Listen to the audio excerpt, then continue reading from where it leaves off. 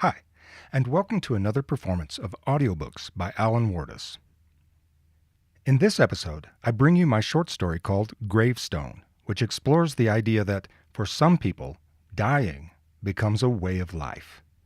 Then 2 weeks from now, on February 23rd, I'll roll out the first installment of my serialized novel called The Bottle Business. I'm very excited to begin sharing that story with you. If you're listening to this podcast at alanwartesmedia.com or on iTunes, be aware that now you can also tune in on YouTube. Search for Alan Wartes Media to find the channel. And while you're there, subscribe to get new content when it's available. Now, enjoy the story.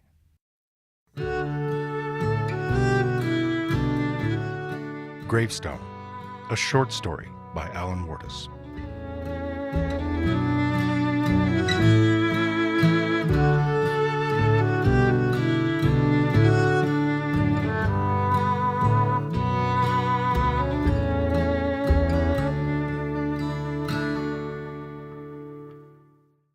Whenever we visited Grandma's house, she'd insist on a trip to the cemetery, as if the sudden sight of the living made her miss the dead more than ever.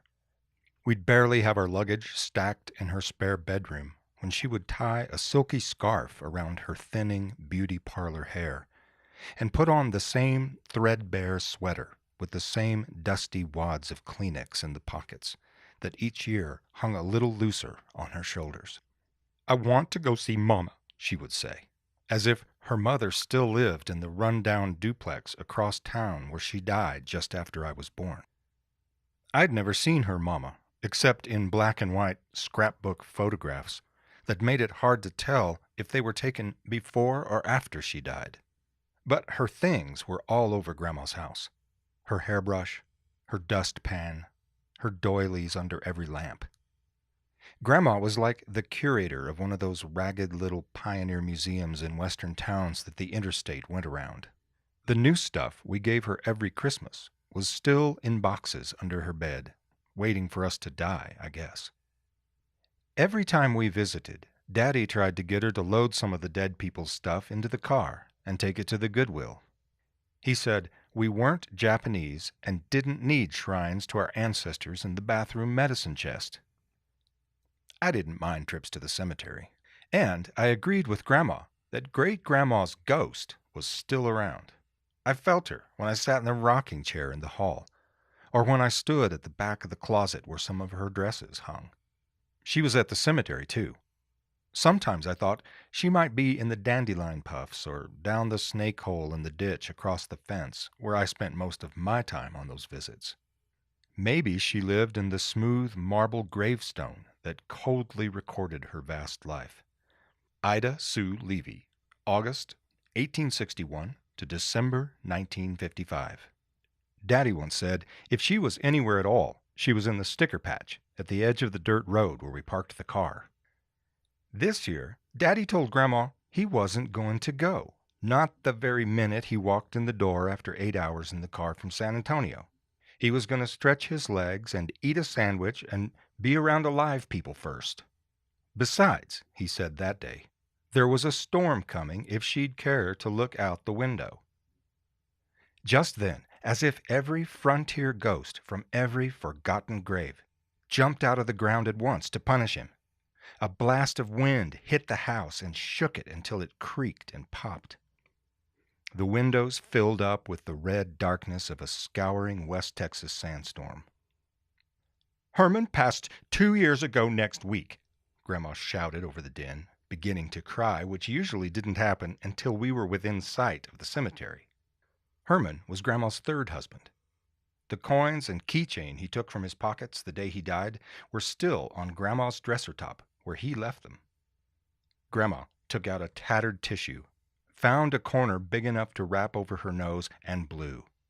I could hear it, even over the gale outside.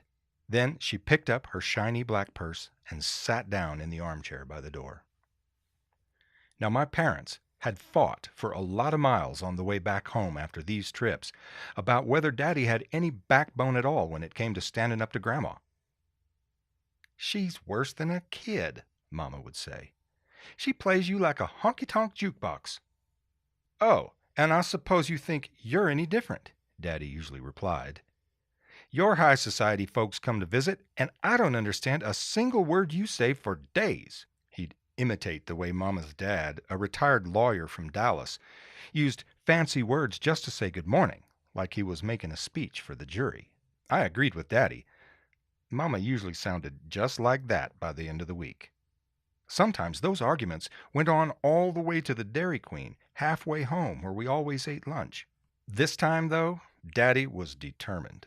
He looked at Grandma sniffling into her Kleenex and said, "2 years, huh? Well, then I guess he's good and settled in. I expect he'll still be there when we arrive." Daddy never did like Herman. He was a brooding barber who always smelled like Brill cream and the blue sanitizer he soaked his scissors in. He spent all day talking to his customers about everything in creation, and by the time he got home at night, he said he was all talked out, and to just be quiet for God's sake and let him watch the television. I wouldn't have minded that, except he only liked news programs and ball games. Baseball, basketball, football, tennis, golf, anything with a ball in it. But he did bring me handfuls of bubble gum from the shop, the kind with the comics inside. And once he did a magic trick where he pulled a $half piece out of my ear. I got to keep the $half. The sandstorm blew for more than an hour, then turned the rains over to lightning and thunder and a downpour of rain that sounded like all the fans stomping their feet on the bleachers at a Friday night football game. I sat by the window and watched the street turn into the muddy Mississippi. A few times, the flash and boom came holding hands, and the window panes rattled in their wood frames like snare drums. Grandma kept her scarf on and never let go of her purse, but she did move to the kitchen table, where she could listen to the radio for news of tornado sightings. Mama tried to distract her with questions about all the relatives, which was usually guaranteed to produce more conversation than you bargained for. But this time it was too one-sided, so Mama gave up and just flipped through magazines clipping recipes. Daddy took a nap in Herman's frayed lazy boy, with a 2-year-old TV guide still in the pocket on the side. Then, suddenly, the rain stopped, and even before the little rivulets of water had finished draining off the window glass, the sun came out like the whole thing was just a big joke. "I want to see Herman," Grandma said by the door, loudly enough to wake Daddy. He sat up slowly and pulled the handle to put the footrest back under the chair. His hair was sticking up in the back, and his lips were tight, the same look he got whenever the car wouldn't start or when I'd borrowed one of his tools without putting it back. "He passed on 2 years ago next week," Grandma said, tightening her scarf. "The least you can do is pay him a visit once a year when you can tear yourself away to come see us." "Us? Us?" Daddy said. "You got a roommate I don't know about? Herman is dead, Mama. He's dead. There ain't no us." That's when Grandma went and got in the car. And that's how we came to be driving under the big iron gate that spelled out Rosewood Cemetery in an arch. The road was low there, so the storm water, which was the color of rusty hot chocolate, came almost to the tops of the tires on our car. Grandma sat beside me in the back seat, dabbing tears out of her eyes like the funeral was today. The southern sky was filled with the rumpled backside of the storm, now orange and flame yellow in the early evening sun. Rosewood was like most West Texas cemeteries, where there wasn't enough water or enough money to make them into one of those English parks with bright green grass and shrubs and armless statues everywhere. There weren't any marble benches where you could contemplate anything, just gravestones and barbed wire, which kept out the cows. Some of the gravestones stood higher than the fence posts, which practically made them Egyptian monoliths in country as flat as a chalkboard.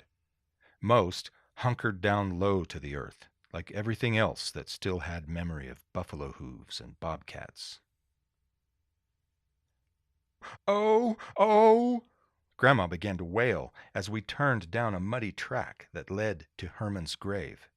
She leaned forward and pounded on Daddy's shoulder as he stopped the car. "Oh, sweet Jesus, what have you done?" she cried.